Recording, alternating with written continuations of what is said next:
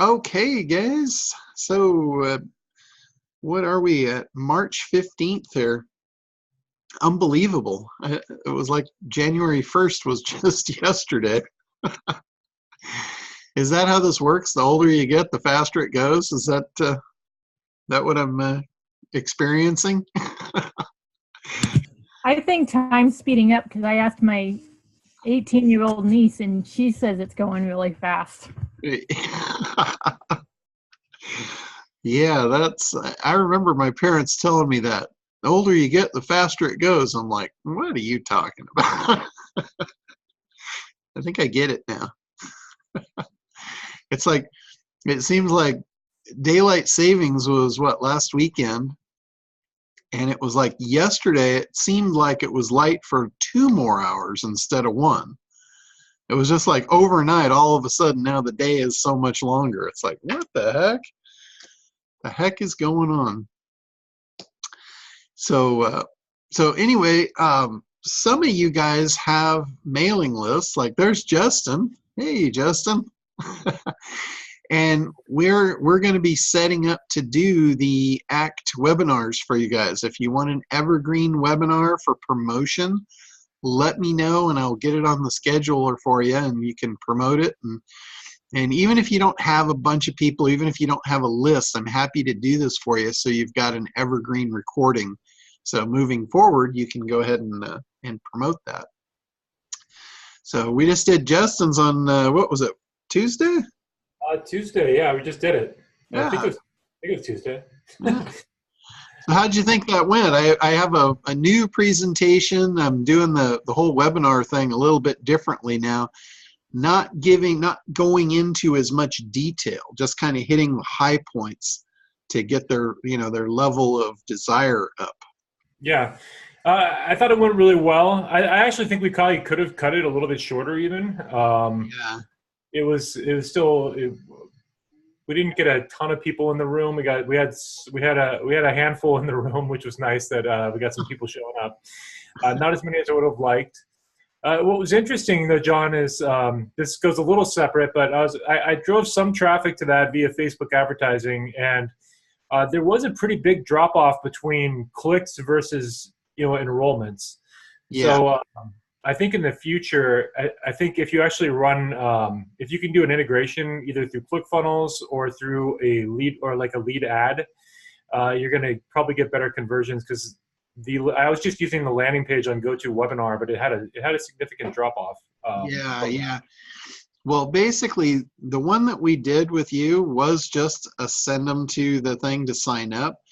Mm-hmm. And that was set up for a mailing list. It wasn't really set up for running cold traffic to it. So gotcha. That makes a lot of sense. That makes a lot of sense that it would do that. We are actually setting up what you're talking about there. We're setting up a ClickFunnels for it. And I just finished them up the other day. I got 3 indoctrination scripts. And the scripts basically go with the emails. So when somebody comes to the funnel and they sign up, they're going to get 3 emails that go out. And in each email, there'll be a video. And there'll be basically, it's almost like the product launch formula, where you get 3 videos in a row. And the first video talks about like the first big thing and why you need to be there. And then it says, and tomorrow I'm going to send you a special video talking about the second big thing. And then same thing, for the third big thing. So it's 3 emails that will go out in sequence to make sure that people actually show up. Because we, as you saw, we had, 26 people that signed up, but only a couple showed up. Yep. So there's a major drop. But really, it's getting them to sign up is the big thing, because we can always send a replay out to them. True, yeah. Pretty much, you can be assured that if somebody signs up for something like that, they had an interest. Yeah. So, I had over 100 clicks on that too, though. So there were a significant amount of people that went and didn't register. That's what I was talking about. Where we lost some people there too. So. Yeah. And was that from your mailing list or from the cold traffic, or both? That was just from the cold traffic. From the mailing list, I probably had even more, but just from the cold traffic. Okay. You mean you had more fall off on the mailing list too? Yeah, I'm not even counting those. I'm just talking about the Facebook fall off. Okay, gotcha. Yeah. Gotcha. Okay. Yeah, because like I said, it was kind of meant for a mailing list invite. Hmm. So the cold traffic, we should definitely send those to the face or to the ClickFunnels page. Gotcha. So that So do you think that once you put the ad up, that when the people clicked it, that they backed out because they had to give their email, and if they would have seen a video, then they might have been more tempted to give their email? Like, what made them click on it and then back out? yeah, I think a video on the landing page for sure would increase the opt-ins. Hmm. Because really what Justin had sent out was, I have a sequence of 3 emails for your list. So again, that campaign was based on a warm mailing list of people that you know, because it's an email from you talking about this cool new thing, and basically come and join us on the webinar. Hey, he's got the green screen thing going too. I turned it on. Yeah. We're gonna have How do you do that? We should have a competition on this, on who has the best I know. the best new office. Where do you get it? This was a camera I bought on Amazon. Let me see if I can remember the name of it. It has just a background replacement feature on it, It's and a Logitech, probably. it's a Logitech. Yeah, it's the Logitech. I think it's the C922, but there's like an upgraded version of that. So if you look up C922, there's like 3 options for that camera, and I got the one that has the background replacement. But it's pretty cool. Yeah, you guys can do it right through Zoom. You don't have to have anything fancy to do it through Zoom. Right down where it says start and stop video in the bottom screen, there's a little up arrow next to that. If you click the up arrow, it says choose a virtual background or background. Okay, if you don't have that, it's in your settings, because I know the first time I tried it, I didn't have it either. So I had to go to the settings. You go to the actual, your account on Zoom, and somewhere in the settings, there's a thing to allow virtual backgrounds. And then once you allow that, then you can choose a virtual backdrop and piece of cake. So with yours, Cheryl, it might pick up off the white wall behind you. I don't know that you would actually even need a green screen. It might. Yeah, no, I don't think I need it. I just happen to have it here anyway. So. Yeah, because mine, I actually have have a green screen up behind me. So if I turn it off, you'll see it's just green behind me. Yeah, I mean, if you look at mine, because I have a green screen behind me, but it's not covering the whole space. So like right there, I'll turn it off. You can see it's only covering part of it, and but the background is picking up the whole thing. So here I got my Elon Musk Tesla in space here too. That's cool. Yeah, it's a lot of fun. Like, I do a lot of video conferences with people, and it's cool to have the background, because they just think, wow, that's a cool office he's in. A lot of people don't recognize it as tomfoolery or. True, yeah. So anyway, Ted had a question there about the webinars. Do we tailor them? Yes, it's a webinar with you and I, so I can tailor it to whatever you want. So if you have a different big idea, then yeah, we'll change the title of the webinar. We'll change my talking track about it, and really kind of focus it into to your ad campaign, especially if you're going to drive cold traffic to it. If you're going to drive cold traffic to it, then yeah, absolutely. But either way, we definitely tailor it to the audience. So that's one of the first things, like, when we set the thing up, is we'll ask, who is the audience? What's, some background on them. So when I get on there, I know, what to talk about, what's important to them. So cool stuff. we got to get Matt lined up. Is Matt going to Craig's event this week or next week?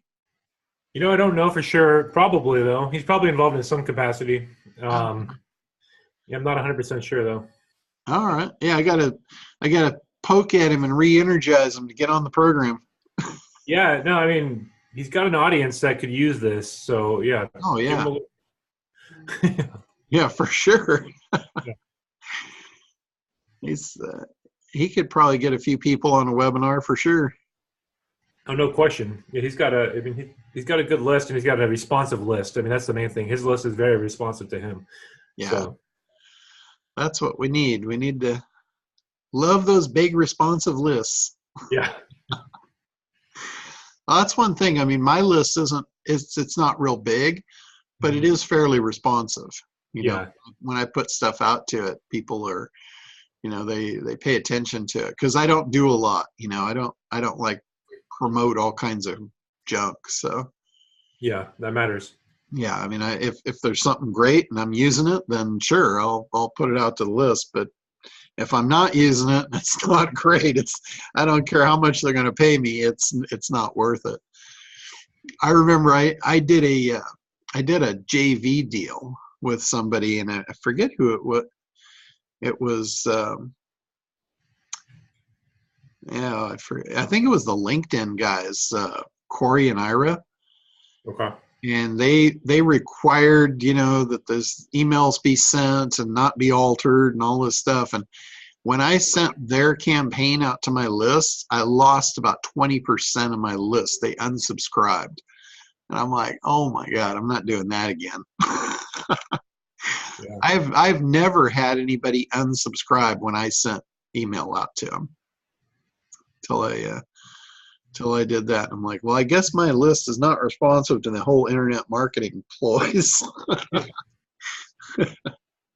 Yeah. Well, I'm on here till 1 o'clock. I got to hop off a little bit early, but I'm going to be on a call with Matt at 1. So I'll drop your name for him. So. Okay. Awesome. Yeah. Good deal. Anything you need help with while we're on here? Nothing specifically. So I'm good. I'm just listening. Okay, so everything's going along for you? Yeah, going well. Cool, awesome. All right, who's got something they're stuck on or?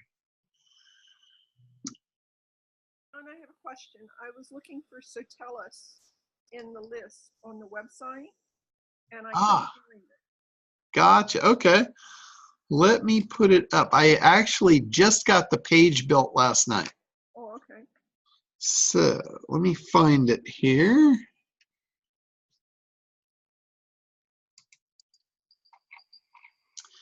I'll put it in the chat box for you. Okay. Thanks to Google and Apple. You can hear it. Okay, there you go. So that's so tell us what you can get there. That's the free version, and what it does, you connect it to your social media stuff.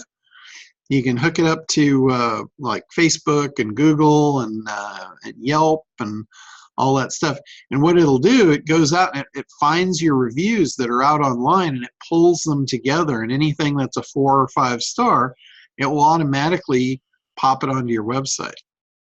You mean it goes beyond just asking if they want to do a review now? It looks for other ones that are already out there? Correct. Yeah. So it's really cool. It kind of aggregates them together so it'll show them on your website. And you have total control. Like if there's one on there that maybe it's a 5-star review, but they didn't say what you wanted them to say, you can go in and take it out.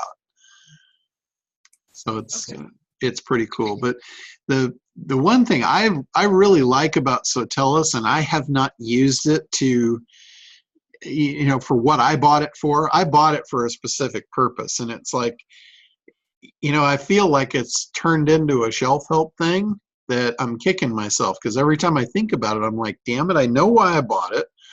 I know what I'm going to use it for. Why haven't I done it? Because it's a really great tool.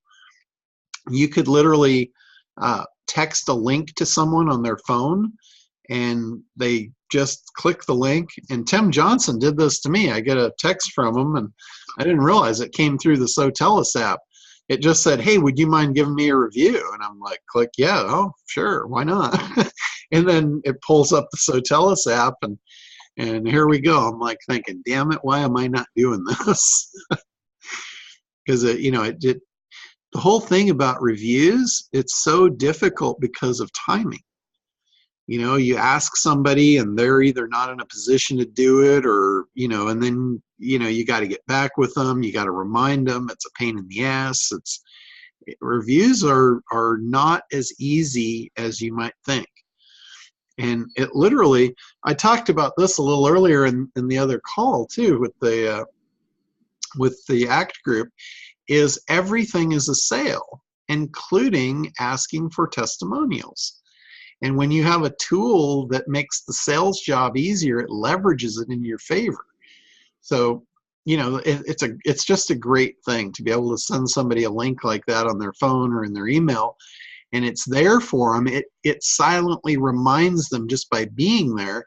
And then, later this afternoon, they might say, okay, I have time now. They click on it, boom, they run the video, they do the testimonial, and now all of a sudden it's on your site. Bingo. It's like So did I understand that there's a number of different ways to do it? You can put a link on your website that they can do it if they're on.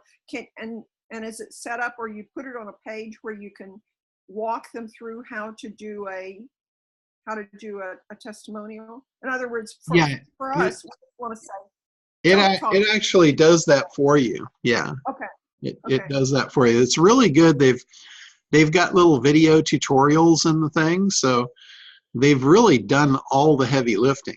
You just literally have to put the little widget code on your site, and it just magically appears, and you're ready to go. Awesome. So it's really cool. In fact, let's see. I'll show you.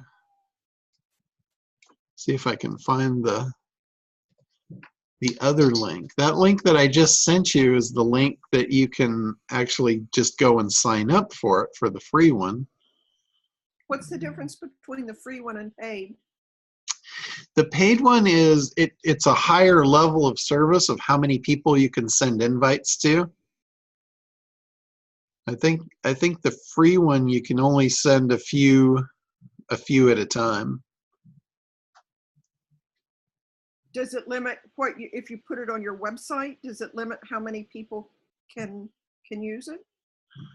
I don't believe so. So let's see. I'll share. Go ahead and share my screen here.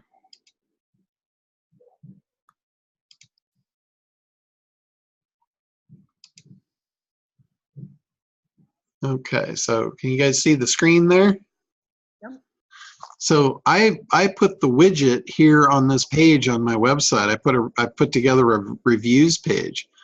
So this is basically it. So when they come onto your site, this is the widget that they would see to give you a review.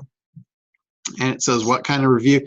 And also, if you sent this to their phone, let's say you sent it to their phone, this is the page that would come up, is the Sotellus page. What kind of review would you like to leave, Internet Dominators? And it's got video, audio, and written. And it says right here, we prefer a video review. So when you click on that, it takes you right in, and it walks you through the process of how to do a review for Internet Dominators. So if you wanted to do an audio or a written, let's say, maybe you don't have a camera and you want to just do a written review, you can do that too. So that's pretty much what the widget looks like when you would drop it onto your site. So would that be then on a page with the other reviews, so they could go ahead and read reviews on the same page, and then that would be on there? Well, that's a different widget. You could put that widget on the same page if you wanted to. This widget here is for someone to leave you a review. Okay. So if you want, and then you could put the other widget to actually show what's coming up. You could put that up too. Okay. So once you sign up for it, and it gives you a control panel, and then it will give you your, your little widget blocks to plug into your site and all that. So it's a pretty cool deal. They've done a really nice job at putting this together, and I think there's absolutely no reason that this afternoon I shouldn't send something out and ask people for reviews. I just don't see any good reason that I shouldn't do that. So once they review you, there's another page on your website that shows everybody's reviews? Yeah, it's another widget, and you can put that widget wherever you want. Like you can have a button on your site like, please do a review. Click here to give us a review, and you can send them to the page where they do that. And again, like when you're asking for something, and this is kind of common with the theme today of everything's a sale. When you're asking somebody for the sale of a review, you don't want to give them a lot of options and a lot of other stuff to look at. In reviews, there's a caveat to that if you had, let's say you had a really good review that somebody did for you, you might want to take that specific review and put it on the page and tell them, here's an example of a great review somebody gave me. So it kind of leads them by example. But I wouldn't necessarily recommend putting the widget that displays all of your reviews up next to where you're asking them for a review. I would put one, and I would be very much in control of which one that was. So, you might even do a video yourself of analyzing the review and telling them what's so good about it. So that way you're really giving them training on how to give you a good review. So if you do that, that's strategic. If you just put, all of your reviews up on there, that's not strategic. That's where you would want to put those up on your site. Another button on your site is check out our reviews. There's a big difference between check out our reviews and give us a review. Because somebody coming in that's going to buy your service, they don't want to give you a review. They might want to check out the reviews. It's two different things. It's two different sales. So coming back to segmentation, you're really segmenting out your message to that person based on what they want. Every page in your website should be treated this way. The reason that someone would go to that page, the page should speak to them for that reason. If you've got different products in your site, people would go to those products for a different reason. You can't have generic messaging across your site. You would create a horrible user experience. So you guys have the ability to create as many pages on your website as you want. I don't know if you realize that, but there's no limit to how many pages a website can have. The key to it is ease of navigation. The more pages you have, the more navigation strategy you need to come up with how you can navigate them through the site, with ease. But there's no limit to the amount of pages, and each page should be very specific. And also remember the pyramid of awareness. Think about the pyramid of awareness is also your website. There will be people that are at different stages of awareness, and your language needs to change based on that. So if somebody came into your website at an unaware level, you want to make sure that you speak to them in that tone, in that manner, and then give them a link to the next page that's going to take them up to educate them to take them up to the next level. So walk them through, make your entire website be education based. So think about that when you're planning your strategy for your entire website. I know, sometimes that's a little more difficult to do, but I think a perfect example really is this whole So Tell Us thing. You would have one page for someone that wanted to give you a review and one page for somebody that wants to check out your reviews. I think that's a really good example of why you wouldn't put those on the same page. Completely different user experience, completely different different desire, different person. So segmentation, I tell you with no doubt, segmentation is the key to conversion. If there was anything, if there was any leverage point in conversion, it's that segmentation. You know, it's getting the message right for the right audience. There's nothing going to be bigger in conversion than that. You know, people talk a lot about, like, you know, all the little minor stuff, like the button color, you know, where you put the button, what you do on your call to action, all of this kind of stuff. You know, they focus on the little nitty gritty stuff, and that's not the stuff that matters.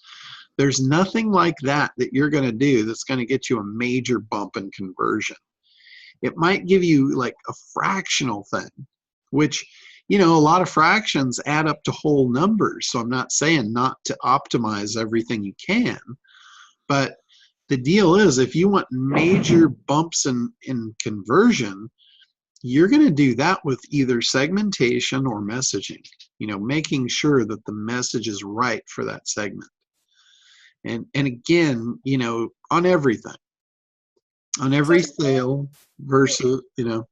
If you have already have reviews, then they would just pull it into Sotellus, and therefore you don't have separate reviews on your site. You have all Sotellus.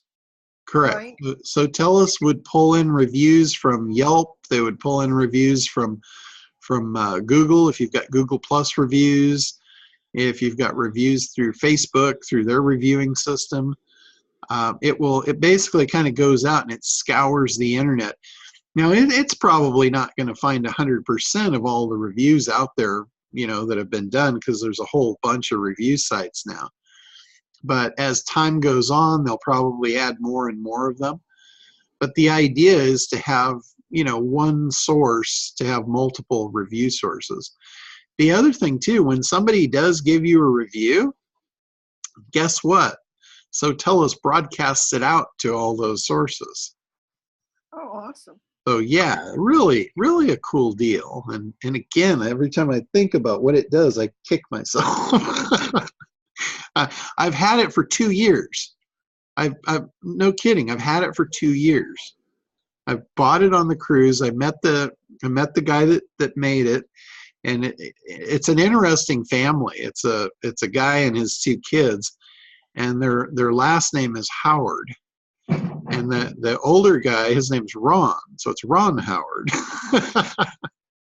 So anyway, I had a meeting with Ron Howard on the cruise ship, and you know, when I saw what they were doing, it's, you know, it's really a cool platform, and they've got a really great presentation too. And, you know, he talks about, he comes on, one of the younger kids comes on and tells a story about,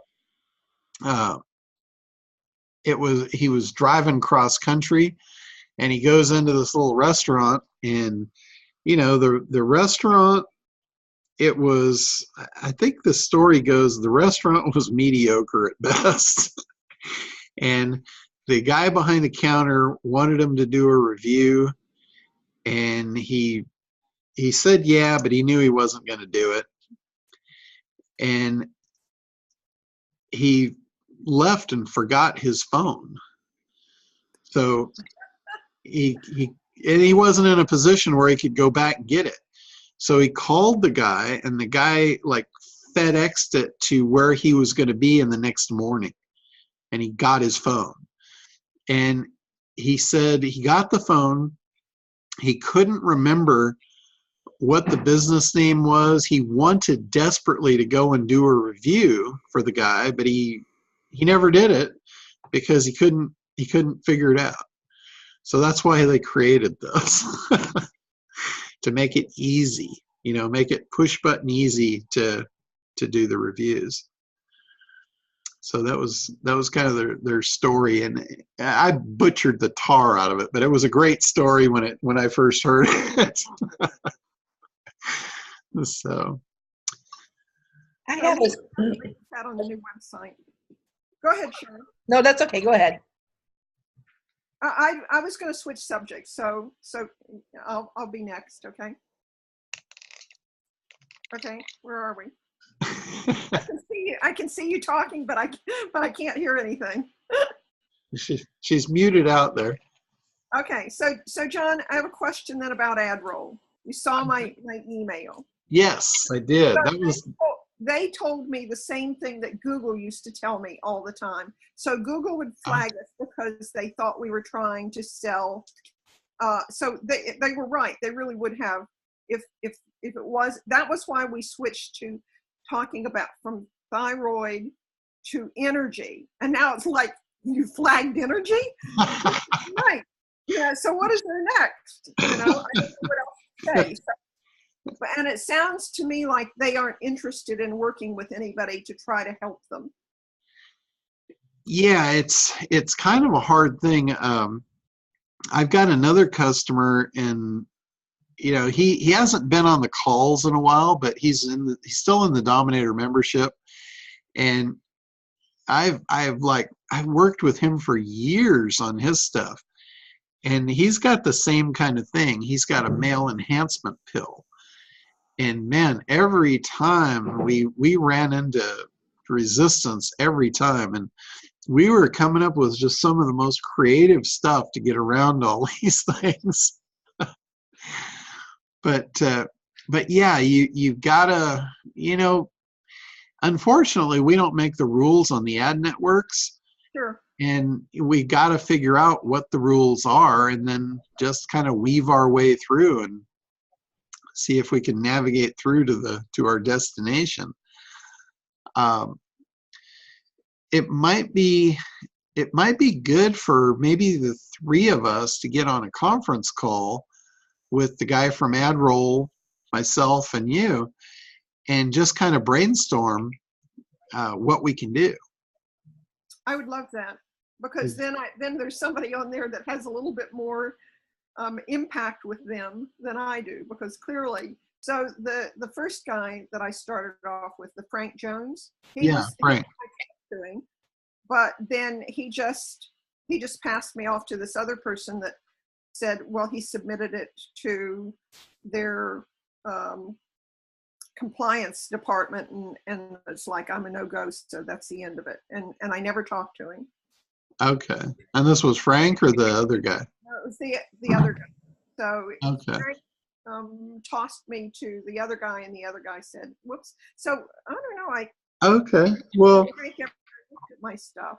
Well, what might have happened, Frank probably knew there was going to be an issue based on his experience, and passed it over to see if he was right. And so what we should probably do is get back on the phone with Frank and say, okay, Frank, we understand the issue. We totally get it, but what do we have to do? You know, we need this to work. What do we got to do? That would be nice. I would love that. Yeah, because what is the issue? They don't want to work with her because she sells product? Well, the issue is they're very sketchy on certain industries, and the supplement industry is one of them. You know, like the same thing with the guy with the male enhancement pill. It's a supplement, and they're really sticky on supplements and claims, and it's really because they don't want to get sued by the Federal Trade Commission. The FTC has come up with all kinds of ridiculous rules about what you can sell, what you can say, you know, all this stuff. They've come up with all this compliancy, and the advertisers, they don't want to get in the middle of that. They want to steer as clear as possible from any kind of conflict with the FTC. So I totally get where they're coming from. They would rather just say, yeah, we don't do that. We don't deal with that, and just walk away from it than bring complication into their life. But, you know, for us, that's our world. You know, we've got to live there. We don't have a choice. So we need to figure out how to be creative and how to get around those things and how to do things. I mean, what's SEO to begin with? It's just a game. You know, this is the same thing. It's a game of, you know, systems, and how do we get what we want and keep everybody happy. Well, we don't even make claims for the product. We just started using regain your energy naturally as a tagline. And so that's on that's on the homepage. So that's what they picked up on. I don't even know that they read anything else. It's like, if that's on your homepage, you're done. Right? Okay. Yeah, and maybe that's it. Maybe that's like the trigger. And if that's the trigger, then, you know, we might have to come up with a new tagline. Yeah, well, we thought it was nice enough that we put it on our products, but it doesn't have to be on the homepage. It certainly doesn't. So used to be, they flagged us because of the product itself, and they didn't like the product because they thought we were selling pharmaceuticals. So Yeah.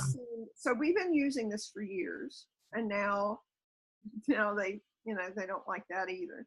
So we'll have to. I don't know how we can say anything that's beneficial about the stuff with, you know, looking like we're. Like, how many years can we do with a new tagline without them finding us and saying you can't do that? You know. Yeah. I was on a call this morning where they said, you know, that Google is really bad for all supplements anymore. So, you know, it's possible that's the case. I don't know. Yeah, it might be. I mean, maybe we might try different networks. Although Google is they're a major network. There's no doubt when it comes to retargeting and you know, display ads and all that stuff. They've got a huge network. But not to say that Bing and Yahoo don't as well. You know, not as big, but certainly impactful. Especially, you know, if your audience is more female. You know, I don't know that yours is, but for those that are predominantly female, Bing is really a hot play.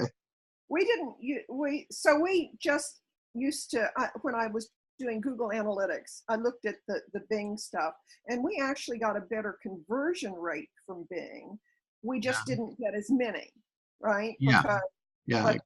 the rate of them. So I never actually went after Bing, but I considered it simply because it really did have a good conversion rate for us. But he did mention in the rejection email, he mentioned Bing as well. So I don't know what that means, you know, whether he was just throwing them all out there or not. Yeah, it's possible. I mean, they all are probably similarly in line with that stuff, because they're basing it on something. There must be something that's in the FTC that says, you know, this is not acceptable. And, you know, and that doesn't mean that it's not ridiculous. It just means it's what they've come up with. I mean, there's all kinds of rules and regulations out there that are made by agencies that are absolutely ridiculous. But unfortunately, sometimes we have to bend ourselves around those rules. Right. So I see the comment from Ted on Propel Media. So that's what I was looking at this morning for doing PPC and PPT, and you know, trying to get around it that way, because it was from somebody that sells supplements. And Okay. And so he does very well. He says he gets like 10,000 leads, I think a week, maybe a month. I'm not sure. Yeah. I would be happy with leads that Sure. that we could do something with. Well, that's really great that Ted threw that out, because that really kind of, I mean, that opens up a whole new thing for you. Is you might want to consider contacting some of these supplement manufacturers that manufacture white label supplements for companies, and kind of pick their brain. Go into it with, you know, as a prospect, say, hey, you know, I've got this company, this is what we do, we're looking at possibly some alternatives to white label, and you came across our radar. So you'll totally have their ear at that point. And they might get into a conversation where they might give you some golden nuggets like that you're not aware of. Okay. because that's their thing. You know, that's their industry. They're making supplements for companies that are in most cases fairly successful, and you want to figure out how did they get that success so you can pour some of that on yourself. And it's in their best interest to make you successful, because the more successful you are, the more product you buy, because the more you sell. So I'm pretty sure if they know something, they'll let you in on it. Okay, well, anyway, that looks, if I can't get with, so I'm hoping that our link from Steelhouse is on the website. I gave it to somebody to put on there. Okay, your retargeting pixel? Yes. Okay. So at least we're getting started on the Steelhouse thing. Yeah. And then it was Propel and PPV that I was on this morning. And you know, that since it's somebody that he's into traffic, and he has a supplement company as well. So at least it's somebody that, you know, knows what he's talking about. Okay. PPV, is that a company? Is that an ad placement company? Just the pay-per-view. So the pay-per-view on just on the traffic sites, you know, that you just buy the pay-per-view traffic, and apparently there's a lot of it. Huh. So that gets around it, huh? Yes, it's not nearly as highly regulated as the As pay-per-click. Yeah, as the Google and stuff like that, or Facebook. You know, I understand Facebook is, you know, so the problem is, so I can run ads on Facebook. I'm just not sure exactly. I'd like to try ClickFunnels on Facebook.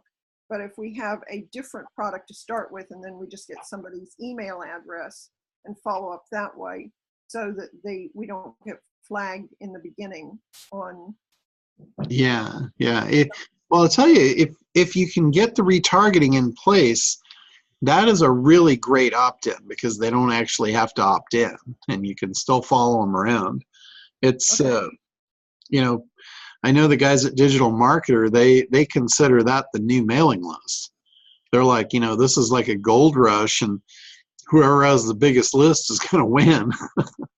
So any traffic that you drive, it's true. It's like it's 100% opt-in. You know, when you do that, you're getting literally 100% opt-in. So that's definitely better than, you know, in most cases, opt-ins are either in the single digit, or in some cases in the fractional digit. When you do really good, like if you segment and you get your message perfect and you got the audience right and all that, you should get double-digit conversion ratios. But think about retargeting. That's a triple digit. That's 100%. That's whether they opt in or not, you've got them on your list and you can follow them. Okay. So I'm excited about that. We'll see. Yeah, so that's why, you know, if you can do it, I want to get you on that program, because it's so good. I mean, the businesses that we're working with that are doing the retargeting, it's really working well for them.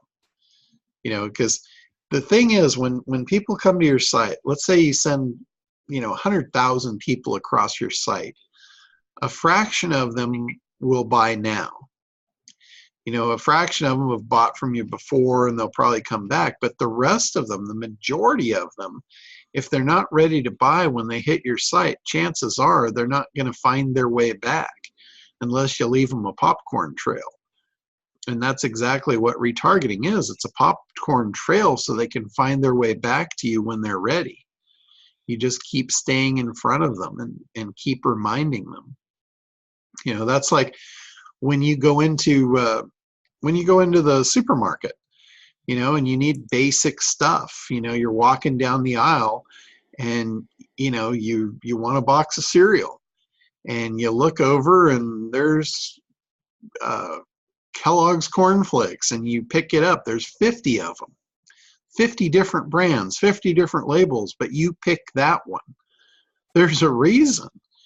There's a reason you picked that one, because it had been reticularly activated in your brain at some point, and it got backed up and reinforced over and over and over, and that's the one for you.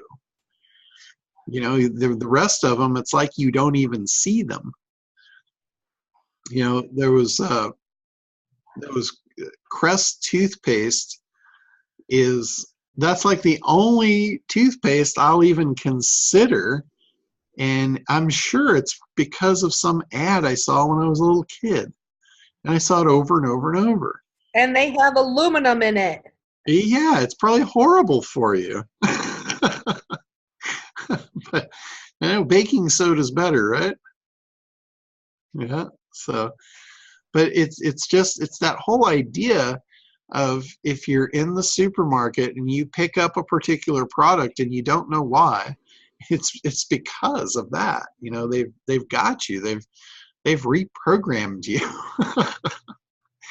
and that's really the question, John, then is, so if I've got, if I can have a lookalike audience that I only can get out of Facebook, from what I can tell, and I already have people that have opted into us on Facebook, I need to figure out a way to take advantage of those people. Is the only way to do it, and is it optimal to do it through Facebook ads, or what else can I do?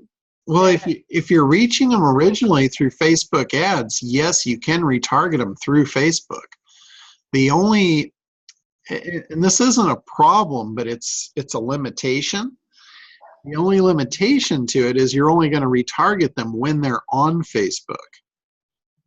Yes. You know, and it depends how much time they spend on Facebook. But I would rather at least retarget them there than not retarget them at all, for sure.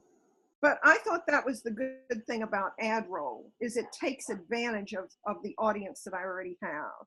Yes. And so I don't know if there's anything else out there like ad roll that would actually let me do that, or if I could do a workaround that uses that kind of an audience.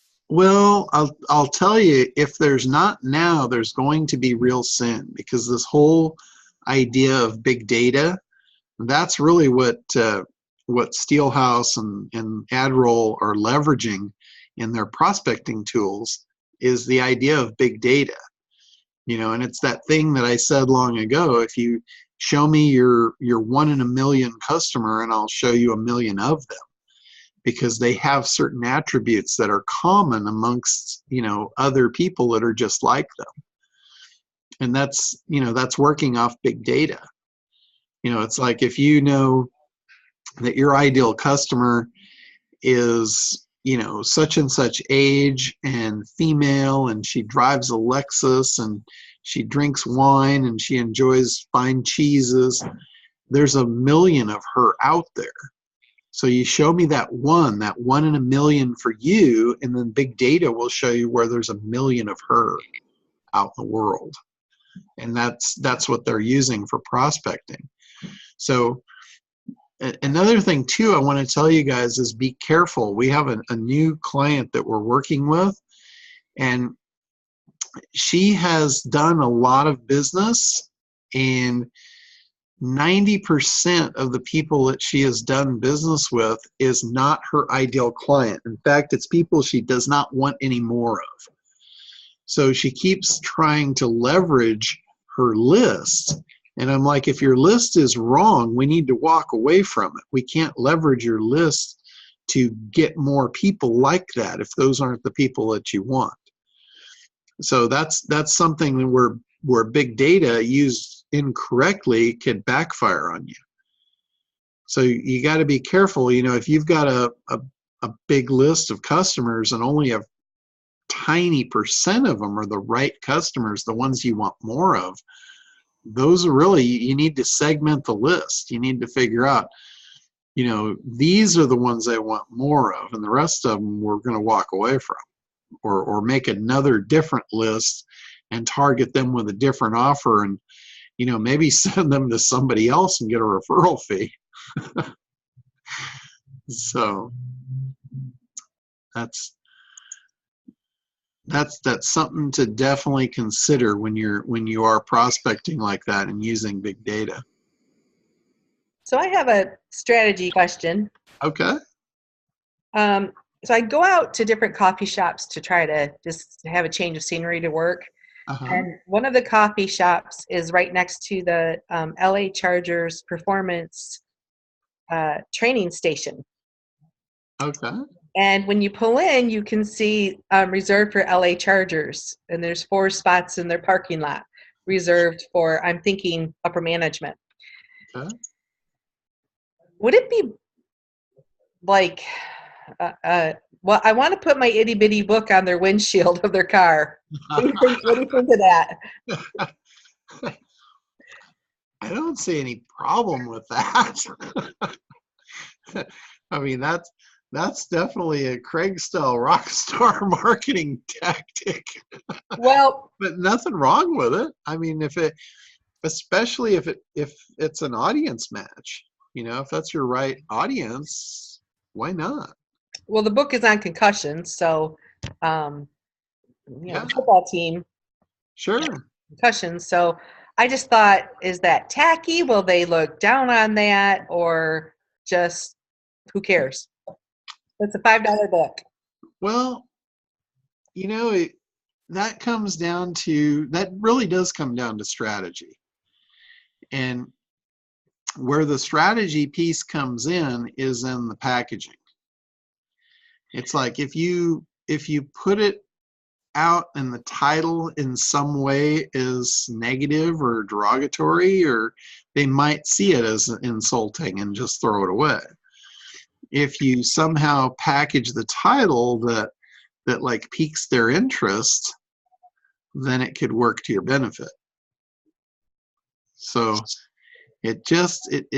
that's why analysis is so important in segmentation when you're building products and you're creating products and the marketing for them.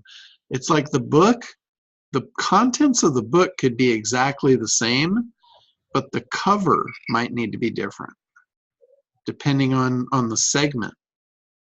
The thing that's going to grab them and draw them in might need to change based on that segment. So, and in your case, you might have the books already printed, so changing the cover might not be an option. But what you could do, you could always do a cover wrap. Oh. You could just do a paper cover wrap that would be fairly inexpensive. Wrap the thing, just like on a hardbound book, sometimes they had the soft covers where you could put a fancy looking cover. That was something like going way back in book publishing. They used to have the books that had like the cloth covers. So you couldn't print beautiful imagery on those books. So what they would do is they would make a paper cover that they could print 4-color and make it absolutely gorgeous. And then they would wrap that paper cover around the book, and it wouldn't even be attached. Literally, you could just peel it right off. It was just literally just folded into the fold of the book. Mm-hmm. So you could do something like that, and then you could alter your covers based on who you were handing them out to. Okay. I don't know the answer to like the strategy of what that cover should say for that particular avatar, but if you had some info on it, I could certainly work on coming up with something for you. Okay. Well, I my cover is a brain, Yeah. and it says itty bitty concussion recovery book, 15 things you should know about a concussion. And it's just bullet points and brief little parts to it. But I thought I would stick a note in saying I live in Orange County. I work with people who've had concussions, and there's ways, to help them through the recovery and to recover quicker. Yeah. Get them off pain meds, different things like that. So I thought I would maybe just stick something like that in, and that I'm at the coffee shop twice a week if they wanted to talk to me more, or here's my number. Sure.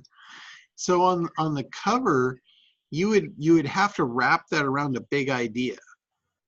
So your big idea would probably be somewhere in the line of protecting the players, protecting their investments. Oh, You know, because that's what's important to those people, those executives. Yeah. That their investment in those players, it's what's important to them. right. Okay. Not the player. I mean, this sounds horrible, but the player themselves is not their concern. It's their investment. Right. You know, I mean, that's the reality, the bottom line of it. So if you package that in some way to protect their investment, Mhm. you know, that might be what perks their interest. That might be, you know, I don't know. Again, I don't know the exact big idea, but that's where I think it might percolate out of that general vicinity. Well, it's $5. If it goes in the trash, it's $5. You never know what, that's the cost of the book to me. So, But like you said, it is a strategy. You need a strategy for who you're giving it to and why, and what is your desired outcome for that. yeah, You know, what do you want out of giving it to them? I want to work with their players. Yeah. So if you want to work with their players, you've got to position the fact that it's going to protect their investment by having you work with their players. So that's, like I said, the big idea is going to come out of that type of a thought process. Yeah, I like that. I think that's good. And it comes from, big ideas always come from the analysis. You know, figuring out the avatar, figuring out what's important to them. And, you know, I mean, that's how I got to that so quickly, is that's what I feel just off the top of my head. I feel that's probably what's most important to them. Oh, for sure. Is protecting their investment. Mm-hmm. So, you know, when I say the big idea always comes out of the research, out of the analysis, it truly does. Because you can't create a big idea that lands on something that's not important to them. Right. You know, then it's not a big idea. So really figuring that out, and like I said, if you have more information, like more intel on what's important to them, then, you know, I can kick that around with you and see what we can come up with. I think money is the main thing. And like you said, that's their investment. They need them out there to play. They don't want them sitting on the bench. Yeah. They don't want them, having future problems and not be able to focus and practice and all of that kind of stuff. So I think that's key. Yeah. I mean, you could play off of the thing like, you know, what's it cost you when your quarterback goes down? You know, here's the things, you know, I can make sure that your players stay playing, or you pull them at the right time to make sure they can play next week instead of be out for the rest of the season. You know, that's something along those lines. And I'm not sure if you can even deliver on that. I might be making promises you can't keep there. No, I can. That's what the cranial work's all about. So Okay. if I didn't go through it myself, I wouldn't make the claim. But okay, thank you. I appreciate your feedback. Yeah, I'm great at making promises for you. I just got to make sure you can deliver on them. All right. Anything else before we wrap up here today? All right, guys. Well, hey, thanks for being on here and bringing on great questions. I love that stuff. And Ted, thank you for your input over there too. And great stuff. So, all right, we'll talk to you guys. Oh, next week I'm probably not going to be around because I'm going to be at the Rockstar thing. So we may push it up to Wednesday, or may just go dark next week. So if there's anything that you guys are needing assistance specifically on, please let me know, and I'll, if that's the case, I'll for sure open it up Wednesday for you. All right, we'll talk to you soon. See you later.